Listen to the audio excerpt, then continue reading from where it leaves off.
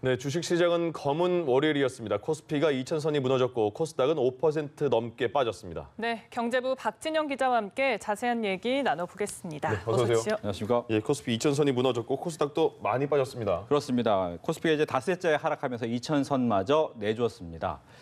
코스피는 이제 전 거래일보다 31.10포인트 내린 1,996.05로 장을 마쳤는데요. 이 코스피가 2,000선 아래에서 장을 마친 것은 2016년 12월 7일 이후 22개월, 거의 2년여 만에 처음입니다.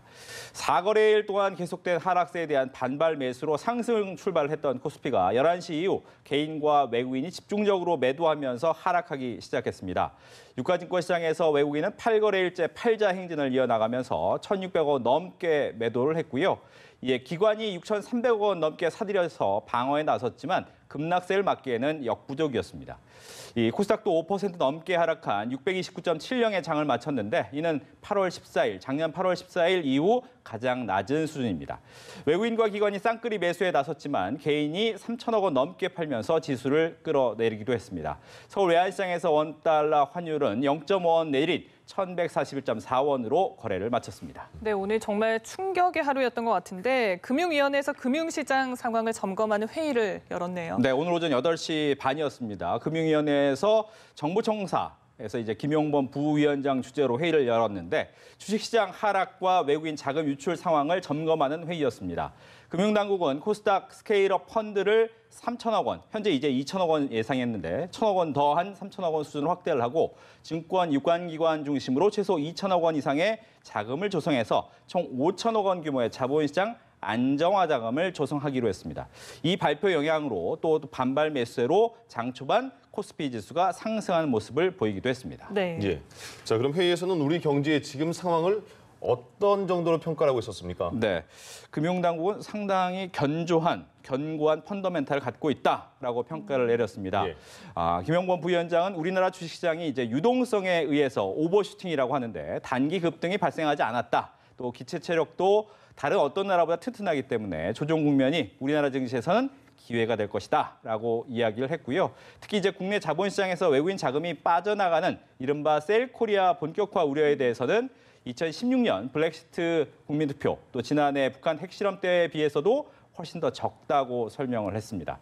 하지만 오후 증시 마감 상황을 보면 예상보다 사정이 심각한 것으로 보이는데 극단적으로 한번 예를 들어보면 네. 추가 안정화 자금을 5천억 원 규모로 조성하겠다라고 했지만 실제 오늘 기관이 사들인 돈이 6천억 원이 넘었는데도 지수 하락을 막지 못했다는 점을 보면서 충분한 대책이 아닐 수 있다라는 평가는 나올 만합니다. 네, 예. 지금 뭐 여러 가지 분석들이 나오고 있긴 한데 2,000선이 무너진 이유는 어디에 있다고 보십니까? 네, 그런데 이제 뭐 여기서 주의할 것이 우리나라 증시만 빠진 것은 아닙니다. 예. 뭐 현지 시간 26일 미국 뉴욕 증시에서 다우존스 같은 경우에는 1.19%, 스탠더드 앤 푸어스 500 지수 역시도 1.7% 정도, 나스닥 지수도 2% 넘게 하락을 했고요. 특히 아시아 증시 같은 경우에는 일본 니케이 지수는 0.16% 하락으로 선방을 했지만 상하이나 선전 지수가 2% 넘게 빠지면서 중국 지수가 우리나라보다 훨씬 더 많이 떨어졌습니다. 네. 그런데 관심을 갖는 부분이 뭐냐? 바로 지지선이라고 생각했던 2,000선이 무너졌다는 점입니다. 예. 충격이 상당히 클 수밖에 없는데 지난주 2,100선이 힘없이 무너진 데 이어서 일주일도 지나지 않아서 다시 무너졌다. 가장 큰 이유는 바로 공포심 때문입니다. 이 투자 심리가 극도로 위축한 상태에서 매물이 또 다른 매물을 부르면서 투자자들이 투매, 이른바 주식을 던졌다라고 얘기할 수 있는 투매에 나섰기 때문인데 미중 무역 분쟁에 따른 실물 경기 둔화 우려에 따라서 다음 달 6일 미국의 중간 선거를 앞두고 변동성이 확대된 점이 증시에 계속 악재로 작용하는 데다 공포에 질린 개인 투자자들이 투매까지 겹치면서 크게 하락했다라고 해석이 되고 있습니다. 네. 흔히 말하면 지금 투자자들의 기분은 거의 멘붕 상태일 것 같은데 네. 앞으로 궁금한 게 더 떨어질 것인가 아니면 반등의 모멘텀을 찾을 수 있을 것인가 네. 어떻게 전망할 수 있을까요?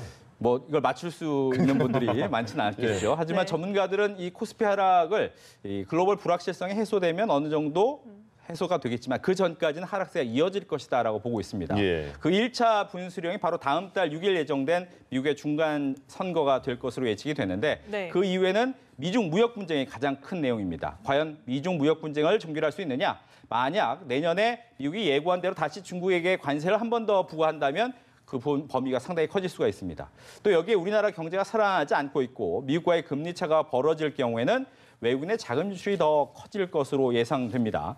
따라서 이 대부분의 전문가들은 1950선 정도가 지지선이다라고 보고 있습니다. 그 이유를 봤더니 금융위기인 2008년부터 11년 동안 바닥선이 바로 1800선이었기 때문에 현재 약 그중에 75% 정도 내려왔다라고 감안을 하면 향후 1950선 아래로 내려가는 것은 쉽지 않다라는 분석인데 앞서 얘기해드렸지만 가장 무서운 것은 이 투자자들의 공포심이기 때문에 이거마저 장담할 수는 없을 것 같습니다. 네, 알겠습니다. 박진영 기자와 앞으로의 코스피를 조심스럽게 전망해봤습니다. 고맙습니다. 네, 고맙습니다.